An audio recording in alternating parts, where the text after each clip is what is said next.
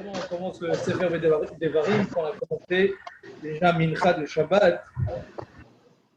Il y a un Ben Ishraï très intéressant sur le passage ici, au moment de que le peuple juif doit rentrer en Eretz Israël, la promesse de Moshe, etc. Et il dit comme ça, Ve'eta'am tzav le'emor atem ovrim bigvul achichem bnei Esav, et dit aux enfants d'Israël qui vont traverser la terre de Esav, la frontière, Ayoshvim, Seir, Ve'utem, Benshmartem Me'od. Et attention, sachez que la terre, je ne vais pas vous la donner.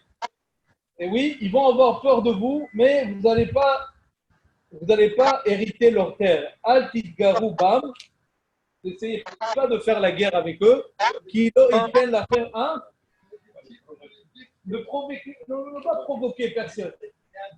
La guerre. Exact.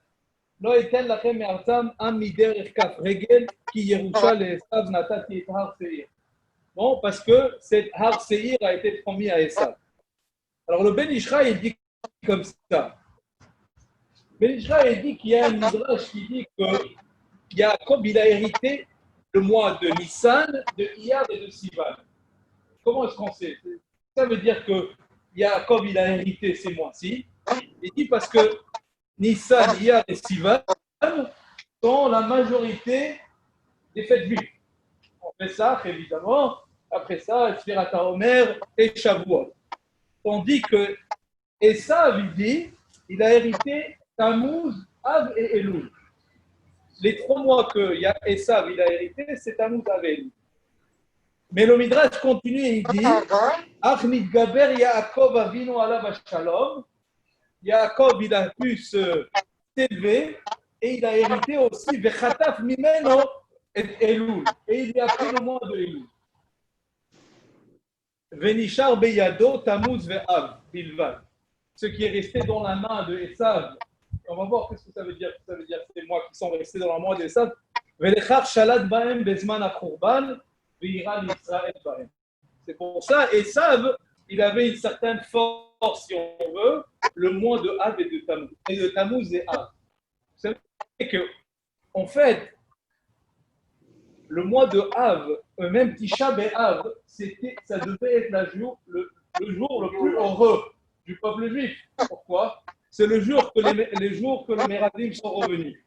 Et donc, le jour que les Meraglim sont revenus, ils devaient rentrer déjà en Eretz Israël. Si les Meraglim sont revenus, ils auraient dit, ouais, c'est une très belle terre, Kitova Aretz Meod, comme ils ont dit au début avant que Vayotse Dibatam, etc. Très bien, en route à la terre d'Israël. Et donc, le jour de Tisha B'Av était potentiellement le jour le plus heureux du peuple. Potentiellement. Et donc, évidemment, on sait qu'est-ce qui est arrivé. C'est devenu le jour le plus malheureux. Il y a les Doroth. Dieu il leur a dit, vous allez pleurer maintenant, vous allez pleurer pour l'éternité ce jour-là. Et donc, Av devient un mois où Esav, la force d'Esav, oui, et règne. La clipa, si on veut. Et donc, le Ben Ishraï, il continue, il dit, Achlid, dans le futur, Hachem, oui, quand il y aura la construction du Beth Amikdash, 2 mois vont être Yaakov. Et ça va être, comme les messages nous disent, Vayamim, c'est à la joie, un jour de joie, à ces jours-là. Donc, comment? C'est pour ça que le 9 Exactement. C'est pour ça, à midi aussi, on se lève. Oui, tout ce qui est signe de deuil, on finit. Et donc, il dit aussi que toute cette idée, il dit, le Midrash, c'est qui Me'od? Le Midrash, la Gemara dit, Tov, c'est Yetzer Tov. Tov Me'od, c'est Yetzer Hara. Alors, ça veut dire Tov, c'est Yetzer Tov, Tov Me'od, c'est Yetzer Hara. Ça veut dire Tov Me'od, c'est Yetzer Hara. Le Yetzer Hara, c'est Tov Me'od. Il dit non, parce que, en fait, l'exil, ceux qui reprennent et savent, l'exil, le Khurban, etc., c'est à travers l'exil qu'on arrive justement à la vraie Géoula. Et donc, le peuple juif doit passer par ces clipotes, comme le Harizal, il rapporte, on est descendu en Égypte, on devait sortir de Nitsota, tous les étincelles, etc.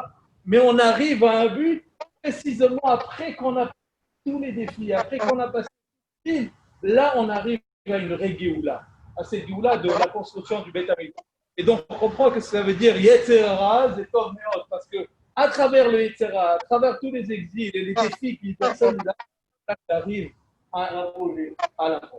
C'est là qu'il arrive à une vraie Géoula.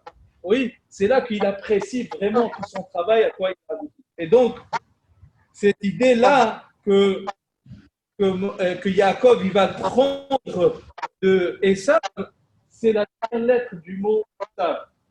Aïn Esav, c'est Aïn Sav, In Vav. Donc le Vav représente le mois de Elul. Finalement, les deux dernières lettres pour justement amener ici à Yochlam, comme il dit dans les Shayaou. Évidemment, à la fin de temps, la clipa de Esav va être anéantie et c'est là que la Géoula finalement